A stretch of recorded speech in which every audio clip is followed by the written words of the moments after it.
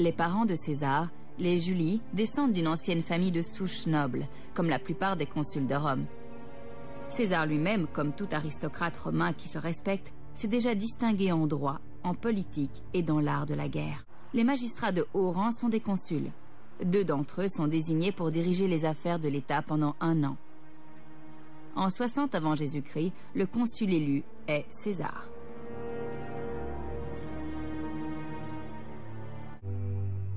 Pourtant, malgré cette popularité, César reste vulnérable. Il n'est pas riche et ne bénéficie pas de la renommée d'un général victorieux. En comparaison, Crassus et Pompée sont des poids lourds. Ils ont déjà remporté d'impressionnantes victoires en tant que généraux et sont assez riches pour lever leur propre armée ou acheter la loyauté du peuple de Rome. Après avoir été consul en 59 avant Jésus-Christ, il devient tout à fait vital pour César d'obtenir un important commandement militaire. Il n'a pas encore acquis de grande renommée militaire comme celle de la plupart de ses puissants rivaux, à commencer par Pompée, que l'on surnomme d'ailleurs Pompée le Grand, en raison de ses nombreuses victoires.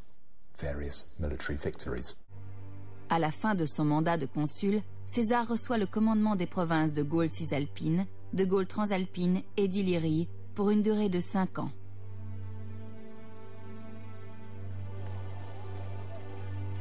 Ces 3 provinces sont stratégiques et César arrive à la tête d'une importante armée, lui fournissant ainsi la puissance militaire et lui offrant la perspective d'une grande campagne en Gaule.